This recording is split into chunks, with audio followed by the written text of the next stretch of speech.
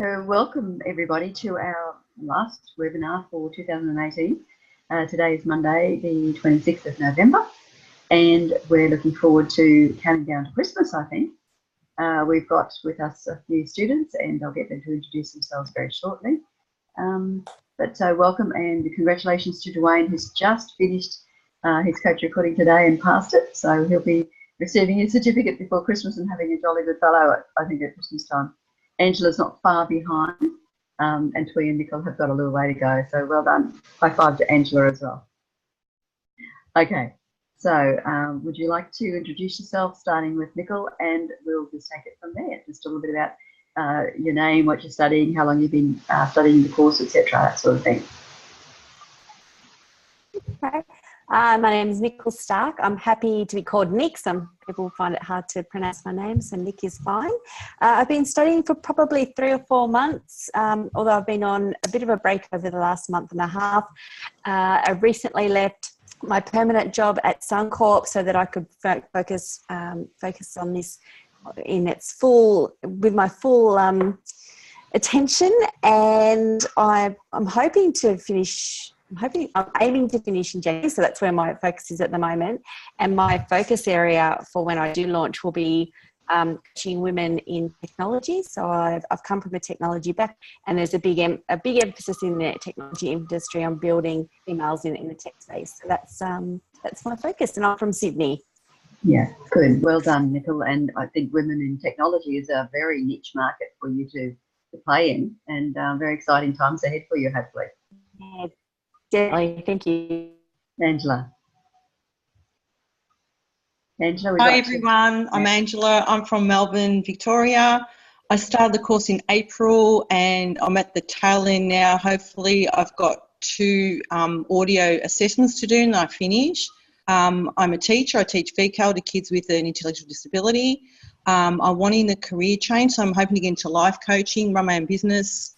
And I think my cohort group is going to be people who want career transition or retirement transition, because those sorts of people are coming to me for coaching. So I figured that must be where I'm going. And hopefully that's what's going to happen next year. So fingers crossed.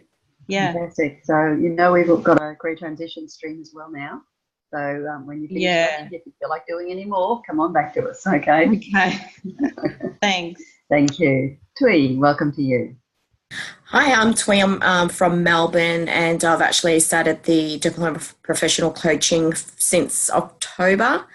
I've had a bit of a break for about a month or so. There's a lot going on, but hopefully wanting to get back into the swing of things and complete the course prior to me getting back to work, which is around about May next year. So hopefully it's going to help me upskill myself going back into the workforce after being on mat leave.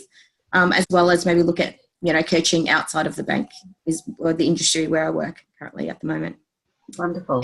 Okay, so you've got a bit of time up your sleeve, and is this your first baby, Twee? No, my third, yeah. Okay, so they'll keep you pretty busy, but if you can just squeeze that extra time in, you probably will finish by May, Yeah, hopefully. Yeah, that's good. Yeah. Good timing. Great, thank you. Thank you. Wayne, what's it feel like to be finished? Almost. Yeah, it's a relief. You can hear me now, right? I can hear you. Yeah, that's good. We've done that ages ago. Yeah, it's kind of a relief, because I was saying to Angela earlier, it's like, yep, chick, now the real work begins. So I'm Dwayne from Melbourne as well. I'm a database administrator at the moment, but I'm transitioning to professional coaching for entrepreneurs, and then eventually entrepreneurs, and then fair trade. Wow, big terms. Yeah. You want to explain what they are? Yeah. Oh, yeah. Entrepreneur is like, well, people like me, but it's you have entrepreneurial drive and motivations and inclinations, but you work within an organization. So a lot of Gen Y people are entrepreneurs. And it's very hard working in a traditional organization. You get a lot of opposition and it can be disheartening, but you can't help yourself. So I'm probably starting Coles, where I work at the moment, to help a handful of entrepreneurs work their way through the system and help them professionally advance their careers whilst dealing with lots of opposition to their great ideas, of course. So you're one of the global disruptors, aren't you? Yes, And it's unfortunate. I was early in the game, I think. In 1969 I was born, so yeah. Good on you. And I mean, there's a call for it everywhere, that's for sure. And have you made those global connections that we talked about at the workshop that you're going to start exploring? Yep, I've got a few friends in Argentina, but I've got an ICF introduction meeting for new members next week online. Great. And I've already spoken to my Victorian chapter in the ICF, telling them where I want to go and how I want to. Yeah. So we get there. We get there. Good. All right. Hopefully you can't hear my dog barking. Can you? Yeah. You can. Oh, sorry. All right.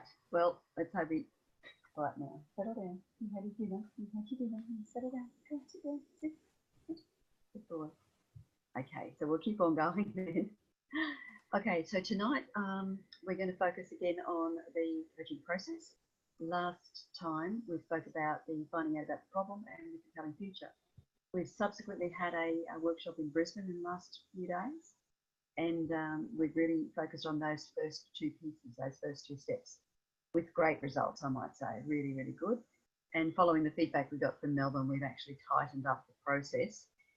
Which to the point of, would you believe that some of the participants said, oh, it's too structured. So we go from not being structured to wanting more structure, and now we've gone overboard with structure, but we come back to it. So it actually worked much, much better, I think. And we're associating the finding out about the problem with what is the critical issue, which is where the new workbooks are going next year as of January the 1st. So just to say to you that wherever you're at now, if you will finish your unit of study by Christmas, because we'll be transitioning you over to the new platform on the 1st of January. And you'll get credit for what you've done. You won't have to redo those units, but we'll pick you up with the next unit on the upgraded platform as of the 1st of January. Okay? So just if you're doing any work between Christmas and New Year, probably just save it and maybe don't upload it until the 1st of January or something like that. But we'll be sending out updates anyway through Vision 6. Okay, so we're going to look again at step 1 and step 2 because it's critical to having a successful coaching session. Mostly we find that once you find out about the problem and identify and create that compelling future and identify the opportunities and the goal to be actioned, most people can go through the action planning stage pretty well. So we're not going to focus too much on that. What I'm going to ask you to look at now is something that we didn't do with you in the workshop, and it is in the new workbooks. So I'll go through that now for particularly Angela and Dwayne, because you probably won't get this one. And it's about the questioning technique. So we've talked about open questions, closed questions, and powerful questions, but we haven't actually talked about when you would use them. And here's a little cheat sheet to say this is when you would use it. So usually you start the conversation with open questions. How may I help you? Tell me some more about what's happening. What does it look like, feel like? And how big a change are you looking for? So there's some questions there that are verging on being powerful questions, but they're just opening up the conversation. If you think of a funnel where you're starting out very broad and then you narrow in with closed questions, and then you're going into asking that really deep, powerful question. It's coming down the funnel, so it just narrows and narrows and narrows. And we're going to practice that with a couple of scenarios tonight. Then we're looking to gain clarity and understanding with the closed questions. So exactly, if you're looking to buy a new car, what colour is it going to be? What sort of product are you interested in? An Australian car or a European car? Is it going to be a used car or a new car? What's your budget? And when would you like it delivered? Before Christmas, please. And what's your email address or your home delivery address? And then we probe deeper for solutions and feelings with these powerful questions. And of course, as we probe deeper, we might find that the initial presenting concern or the initial problem or the initial challenge could be that it's something completely different. And we might have to recycle back to the top to actually go through the process again.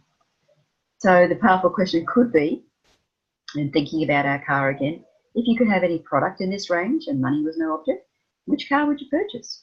What's holding you back from buying the one you want right now? If you don't buy the car now, what's likely to happen? And how will you feel about that? Now, as I was explaining on the workshop and to your, we always ask at the end of a section, how do you feel about that? And that makes it concrete. And the reason is that most people, for two reasons, our secondary preference is usually kinesthetic for most people. So most people, 93% are visual learners, and next is auditory, and then kinesthetic. So we usually have a visual kinesthetic as your second preference, or an auditory kinesthetic as your second preference. And what we want to do is make sure that you get that feeling for what it would look like when the situation is resolved, right deep down in your bones, right in your body. And we pull on some of the NLP techniques then to anchor that feeling, and so we can reproduce it as we go along.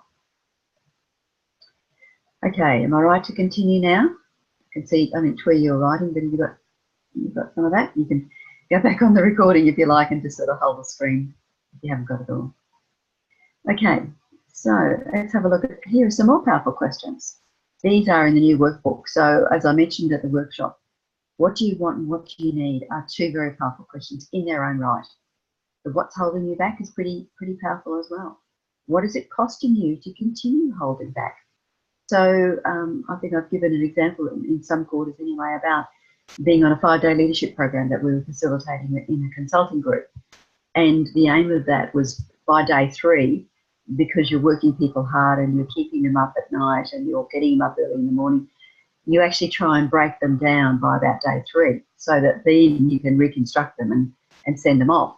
We had one guy on a Friday afternoon at the end of the program who drove out of the gates of the venue, which was about like an hour from Brisbane, and he parked his car and he broke down because he had been holding on all that time, saying, you guys are not going to break me.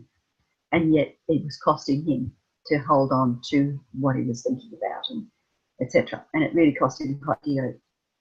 With some people who go on programs like that, if you can't pick them up and make them solid again before they go, it could cost them their job, or it could cost them their relationship, or whatever.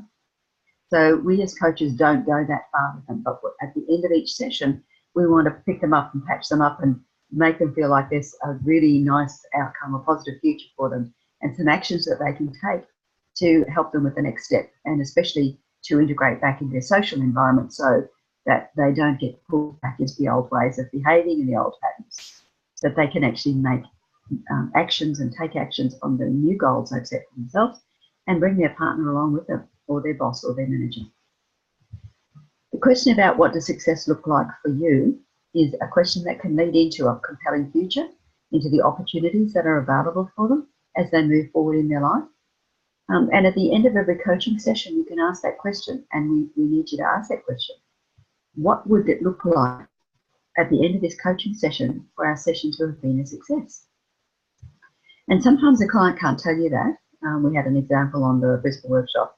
The client said, I can't tell you what this coaching session would be successful to my eyes, but I can tell you at the end of a coaching program, I know exactly what the success of the program will be. So whatever the client comes up with is what you work with. Mostly I do like to have a successful outcome every session with the client stating up front, you know, what are we going to try and achieve this session? It's to uncover something, it's to clarify something, it's to develop a deeper understanding of this, that, and the other. We don't know what it is. We let the client tell us.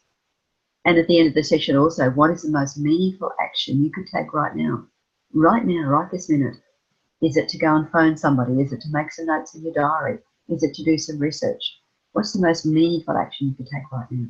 So that's also a powerful question. Now, drawing on NLP, we can also ask, in addition to these questions, what else? And what else? And what else? So what do you want? And what else? And you can ask that question up to 3 times and just wait for the client to give you more information and more information and more information. Are we right with that? Okay. So just to reiterate, because I'm going to ask you to use these again, and we're going to go through and 1, 2, 3, 4, and I'm going to get you to ask me, and I'm going to be the client again, same as we did last time. remembering that we ask open questions and closed questions to start with. And at the end of it, what I really want you to do is find out exactly what is the problem. Okay, what exactly is the problem? Nicole, I'm not sure whether you're up to this stage yet. This is Unit 7, and TWE you wouldn't be either. No, not yet. No. But we did go through this TWE last time, didn't we? So you're pretty familiar with the process.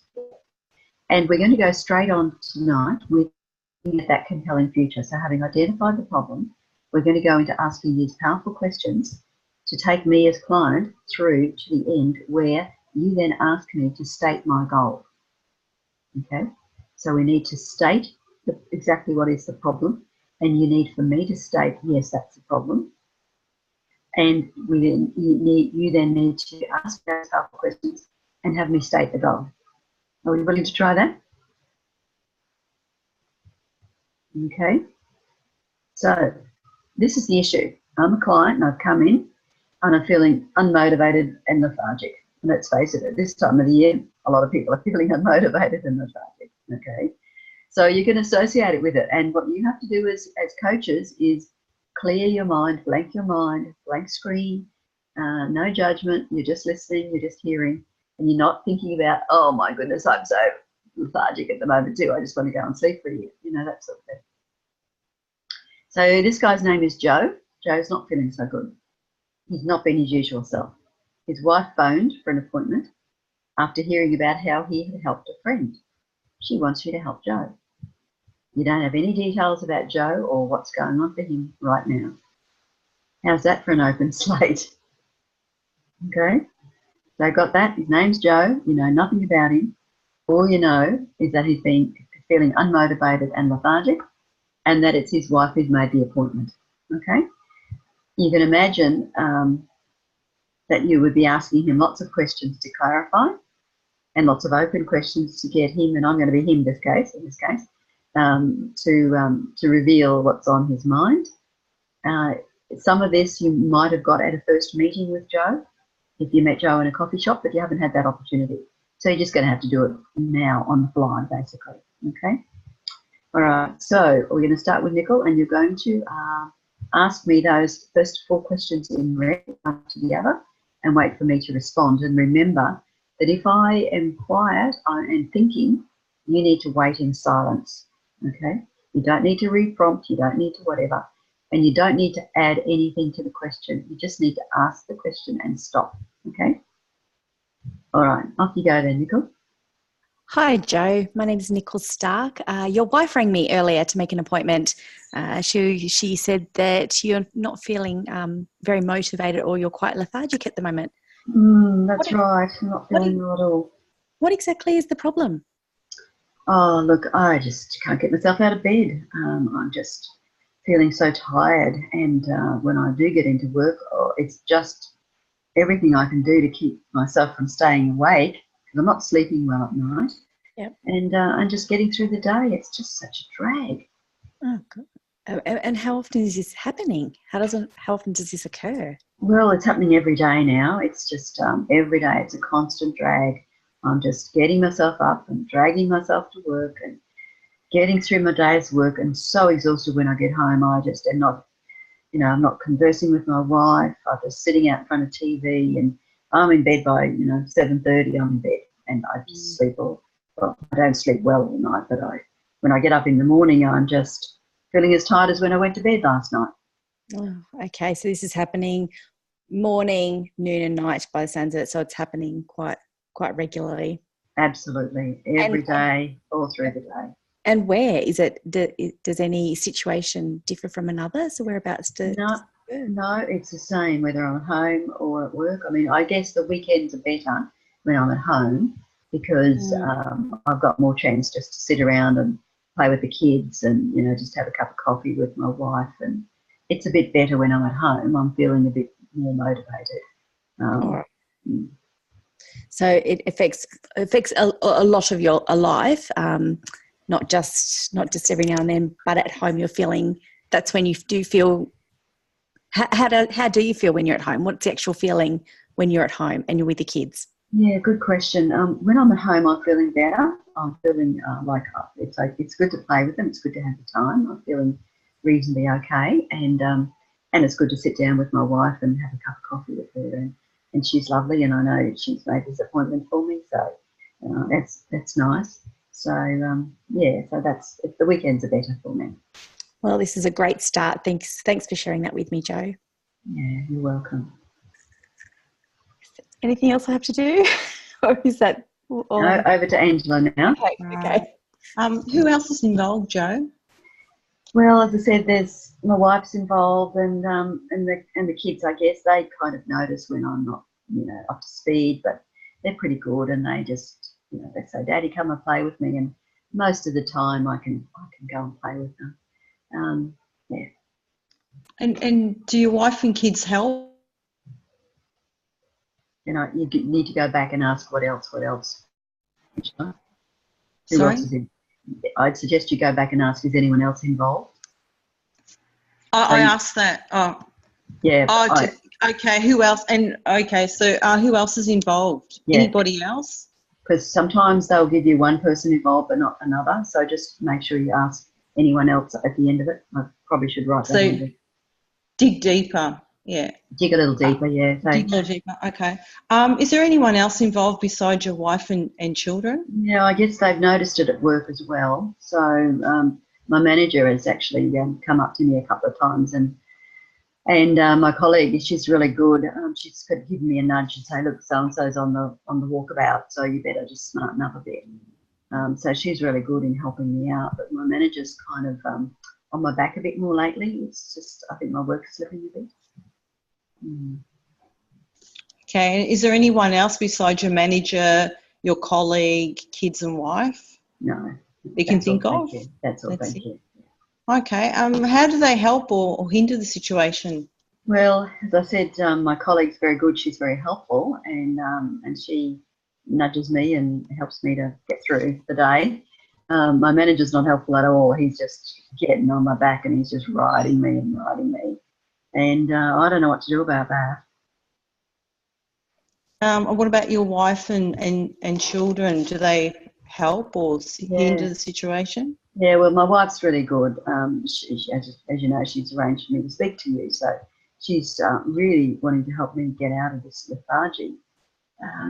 And so, yeah, she's quite helpful. I can call on her for support at any time. Yeah. That's good, you've got support.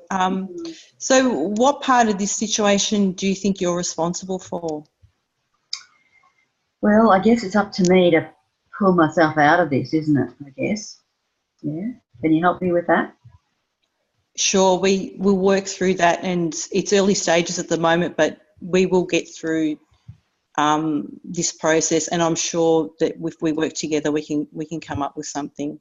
Yeah, look, I would say my boss is responsible too, because he's not helping, and he's not helping the situation at all. But I guess I have to be responsible for making contact with him or something like that. I don't know. All right, so I'm hearing that your children and your wife are affected by your lethargy.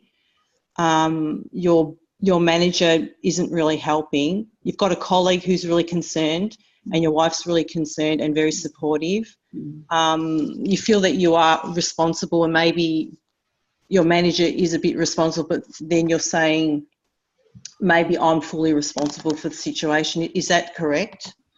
It is. Yeah. And I don't know what to do about it. I mean, he should have known. He should have actually come up to me sooner, and he should have actually given me some warning that, that I wasn't going to get this job, and I thought I was going to get this job, and he had me in for a shoe-in to get this job, and it just didn't happen. And he didn't give me any warning. The next thing I hear on the internet that somebody else has got it, and I'm out. I'm at my wit's end to know what to do. So it sounds like you had, at work, there was a promotion you'd gone for and you didn't get it, and sorry, I've forgotten the last bit. Yeah, that's fine. Yeah, that's right. There was, and he told me I was there and I was due to get it, and it was all mine. The job was all mine, and then the next thing I know, I see on the internet that somebody else has got it, and that's it. And he didn't even take the time to come and tell me or forewarn me or do anything like that for me. So he's got a bit to be accounted for here. All right, so you're telling me that you applied for a job and you saw on the internet somebody else got that job and your manager didn't even tell you that you didn't get that job. Is that correct? Exactly. That's exactly. So that would have been a bit of a shock for you, I Oh suppose. yeah, yeah. That knocked me for six. Okay.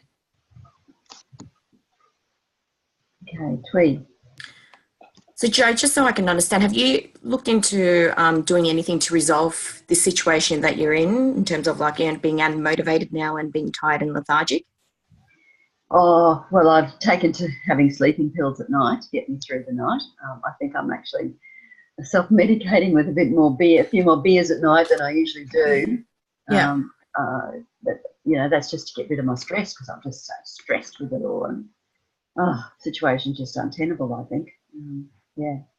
So, apart from the self-medicating or taking the sleeping pills and drinking beers, have you sought other avenues or done anything else to look into resolving this situation you're in? No. Not What else can I do? Yeah.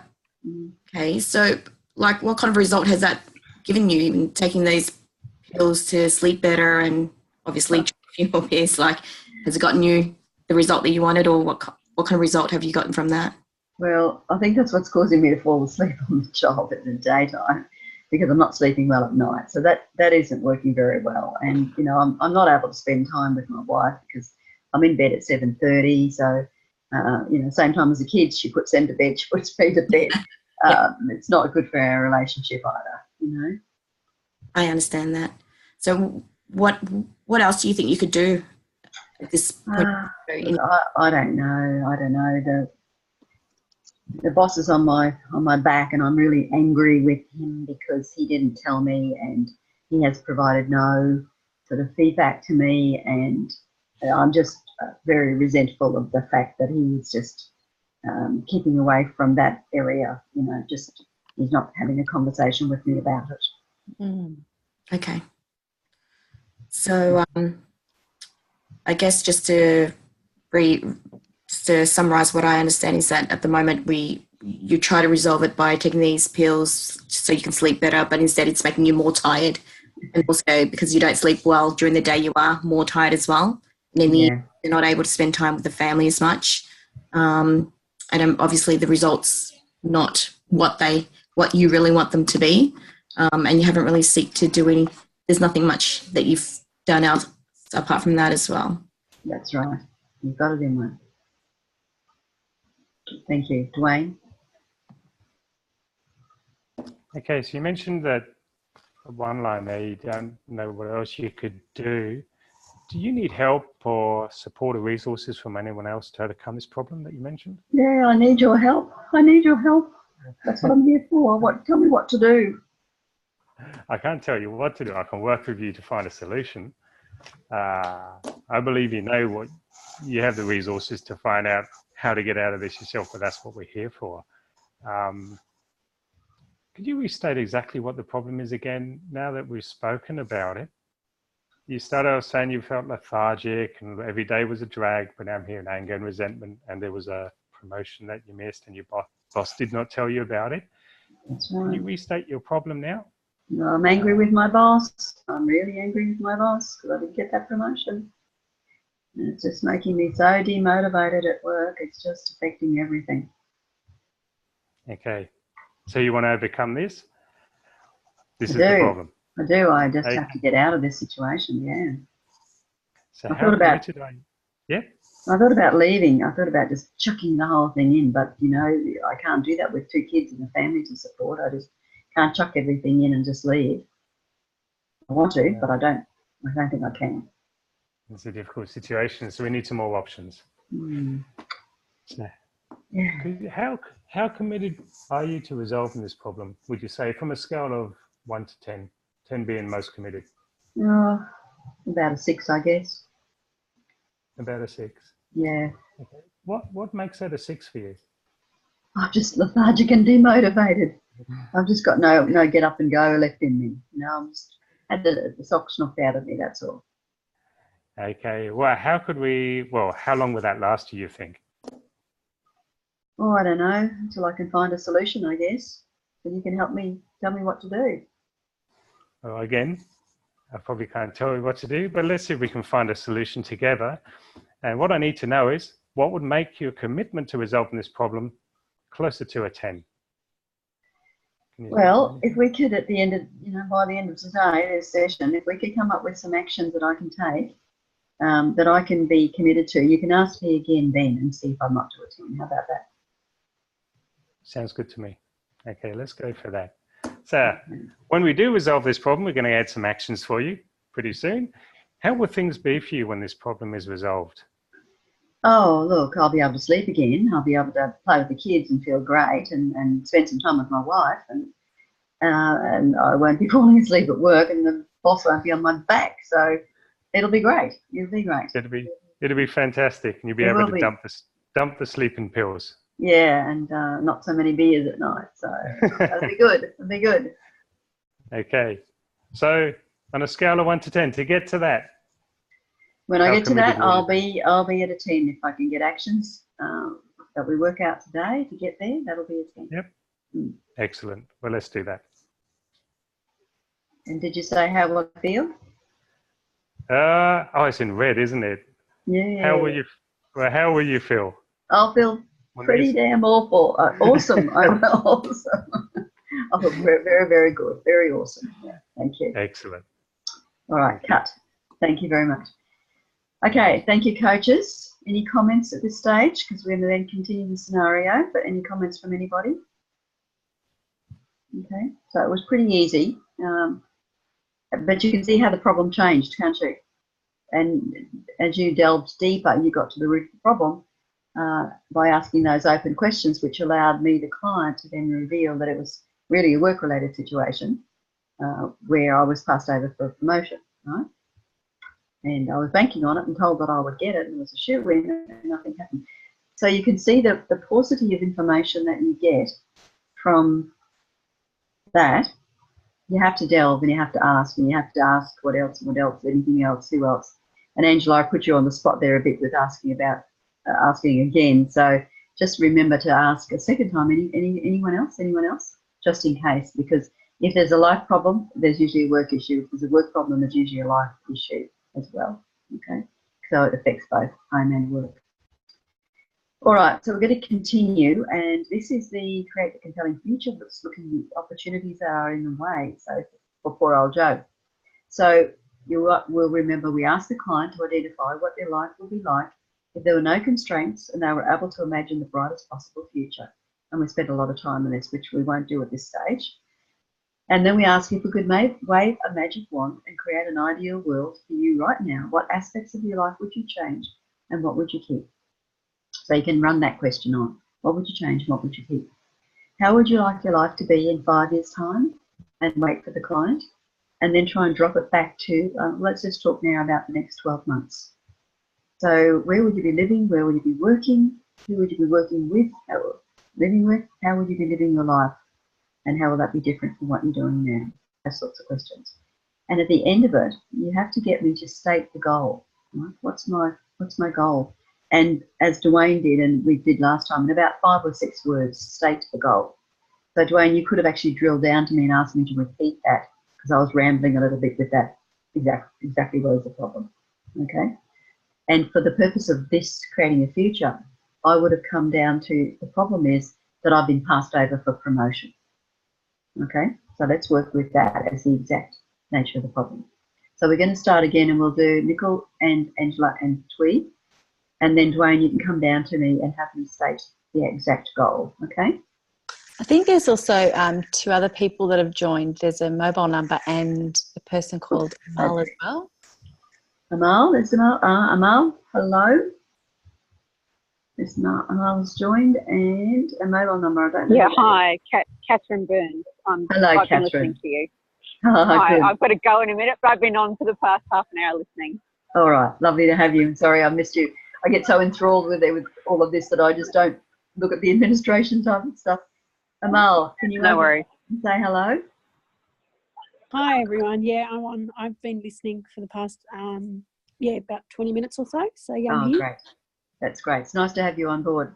Thank you. And Thanks, Nicole, for letting us know that we have 2 other people on the call. We'll stay with the original plan, I think, even though we've got, well, Catherine's going to go, but Amal will, hopefully you can just listen along, okay? All right. So we're going to go to Nicole first, and you're going to ask me from that presenting problem of I've been passed over for promotion. You're going to ask me that first question to how would life be like for you, blah, blah, blah. Okay, so sorry. So I'm doing the red one? No, the one above it. So what would life be like if there were no constraints? Okay, great. All right, Jo. Thank you for sharing that information around where you're finding challenges at the moment. I can't imagine what you're going through at the moment, but I'm hoping I can support you through this. If we were to think about the future, and let's just take a step back for a second and think about what would your life be like if there were no constraints and if you're able to imagine the brightest possible future. What does that look like for you? I know you're tired and I know you're not motivated, but if we can just step back for just a brief moment and think about that, what would it look like? If there were no constraints? Okay, Yeah, if there were no constraints, well, I probably wouldn't be doing this job because it's fairly mundane and routine, and I know I can do better things, and I've got some ideas to improve on the job which the boss is not listening to. So I'd like the opportunity to actually put those ideas forward to another manager or to move to a separate division, so that I can get someone to respond to me and just listen to my ideas, because, you know, I've been there for 10 years and in the same area and working with the same kind of people, but this manager doesn't seem to be very responsive and doesn't talk to me about my future and what's going on for me. So I'd probably change my manager as well. Yeah, that's what I'd do. All right, so no constraints, new manager, the opportunity to talk about all these wonderful ideas, get out of this feeling that you've got at the moment. What else is there? What else would you like to see in your new future? Oh, okay. I haven't thought about that. That's a good question. I'd probably like down the track to maybe expand on my ideas into a different sideline for me that I could then take and do a little business on the side of my own. Because I work in IT and there's, you know, new things happening all the time in the world of IT. New apps to be done and things like that. So that's probably what I'd like to do. That sounds really interesting, actually. What else? Is there anything else that you can think of at this point that you'd like to delve into or look at down the track? That's probably all at the moment. Thank you. Okay. Angela. Have you got Angela? Sorry, I was on unmute. Jo, if we could wave a magic wand and create an ideal world for you right now, what aspects of your life would you change? Well, I'd change my boss. I'd probably even change the organisation I'm working in, right? Because it's fairly traditional, it's fairly stick in the mud. It's not used to, you know, entrepreneurs coming along with bright ideas and wanting to take ideas forward, and it's stifling. You know, I just don't know where to turn to, and I've got this brilliant idea. It'll help in the current work environment, but no one understands what I'm trying to do. So yeah, that's what I'd change. Yeah. Anything else, Jo, you'd change if you could? Any other aspects of your life you'd change? Yeah, well, I'd probably get a new car because my old car's a bit of a bomb, and I've been trying to save up for that, but it's a choice between a new car and a holiday for the family. So I'd change my car if I could. Yeah, I'd update it and get one with air conditioning. Is there anything else you'd change? Any other aspects of your life you'd like to change if you could? No, everything else I'd probably keep, and love my wife, I love my kids, got a good home. Yeah, everything's fine there. So everything else you'd keep. So I'm hearing that you'd love to change your job. Yeah. You'd like a new car with air conditioning. Yeah. And you love your wife and kids, and you keep those family things the way that they are. Is that right? Yeah. That's right. I keep them hanging around. I think, yeah, they're pretty good. They support me lots. All right. So the home life sounds okay, it's the work stuff that Yep, you want the change in. that's right. Yeah, that's Okay, right. Okay, good. Okay. thank you. So Jo, it's really interesting to hear. So you've got all these ideas and, you know, things that you want to put in place. And, you know, so given that we look into the future, how would your life look like in 5 years' time? Well, that's a good question. If I could get out of this organisation and into a more upbeat, you know, more upbeat and technologically advanced company, then, well, they would probably value my ideas. And so you never know, I could be one of their chief, you know, entrepreneurs or something like that, or I could even take my little app that I'm developing and put it on the market, and I could have my own business in 5 years' time. Who knows? That is a possibility, definitely. Yeah. Yeah, I didn't think about that. So that basically is in 5 years' time. What about 12 months' time? How would you like your life to be in 5 years' time? 12 months' time. Okay. Well, I think I definitely need to move companies. I think I do. This one is stifling me. So I think I need to actually start going and searching for something else that may be more in line with, you know, the ideas that I've got and where I think I can help a company improve. So yeah, I think I probably need to look at changing my job. Yeah. And where would you be living if you're looking to change jobs or? Well, good question, because you know, all of the big jobs are in Sydney or Melbourne, and I'm living in Darwin, so there's not much opportunities in Darwin. So I really have to speak to my wife about is she willing to move to Melbourne or Sydney for a job, and I'm not quite sure how that would go down. Yep. And so basically, how would you be living your life if, you know, we were looking into the future in the short term and long term? Yeah, well, I'd still be living the same kind of life, I think, the same lifestyle, although if we did move to Sydney and Melbourne, I think there would be opportunities there for us to actually go and, you know, we've got relatives in Sydney. We've got my parents in Sydney. They could actually mind the kids for us, so we could go out a bit more. We could go and Definitely. have a restaurant meal or go to the movies or something like that, which we don't really get a chance to do. So that would be quite good, actually. Possibly in your new car as well, right? Oh, yeah. Well, I can get a company car, can't I, on my new job, perhaps? That's right. All right. So that's the sort of job I'm looking for, a job in Sydney in IT with an upmarket firm which has a car attached to the package that I get. That's really good. Yeah. Okay. Thanks for that, Jo. Thank you. Thank you. Okay, so I think you just stated a goal there. Let me repeat it and see if I got this correct. Because you had a few things. Okay, you wanted to move company. There's a possibility of starting your own business. You've got an app that you may float out there on the market. You would like a new car.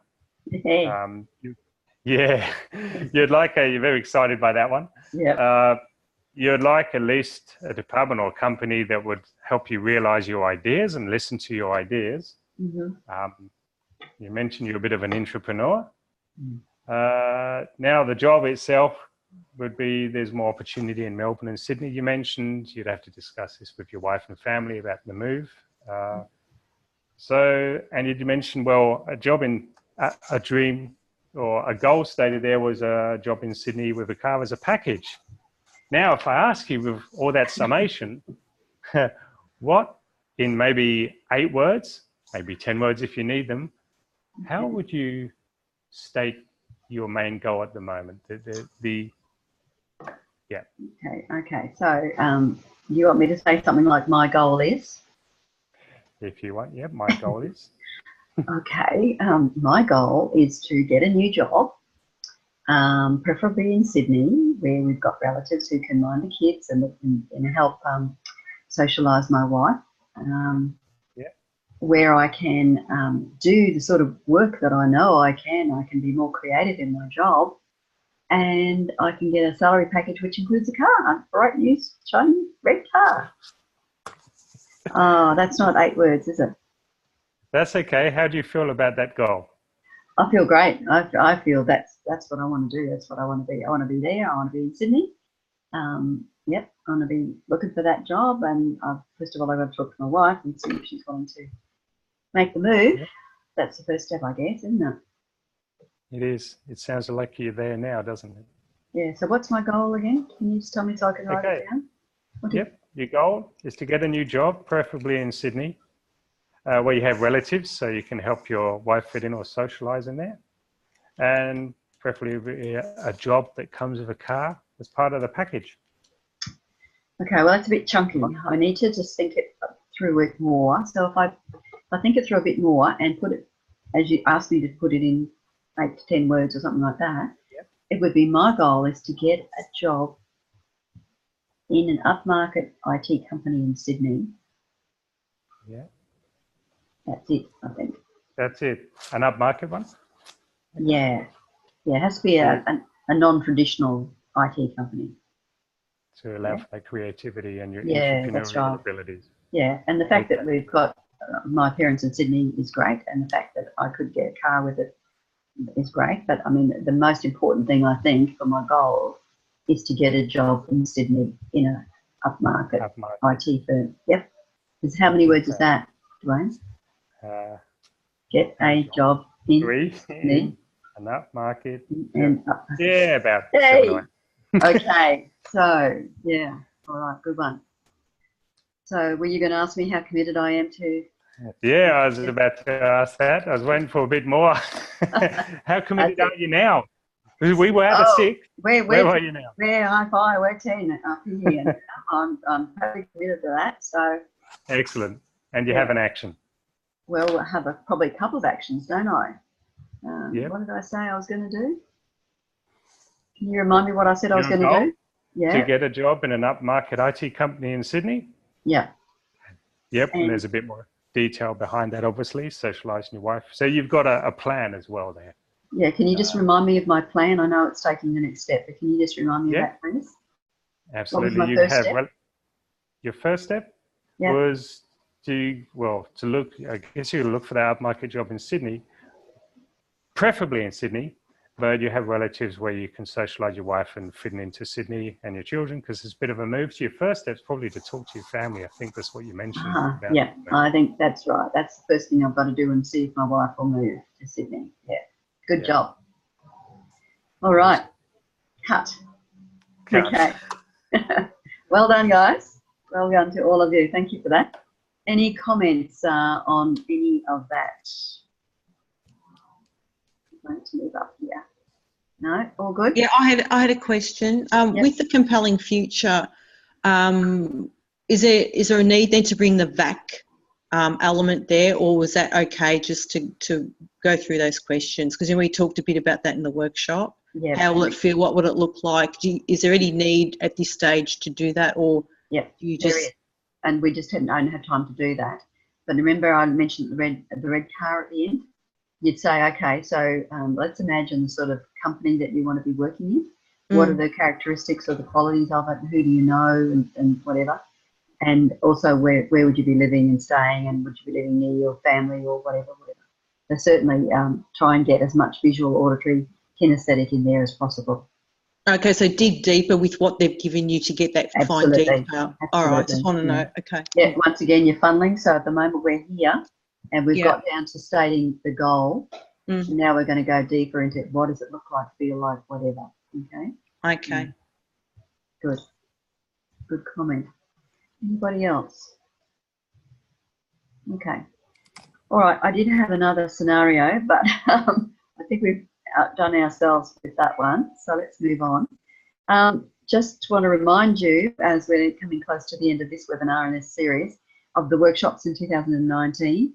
So hopefully you can get to one of these, not you, Angela, and not you, Dwayne, but Twee, Amal, you'll be getting to the end of yours as well, so you may miss out. But Amal, I really would love to see you at a workshop, even if you have graduated, because we haven't had the chance to meet you yet.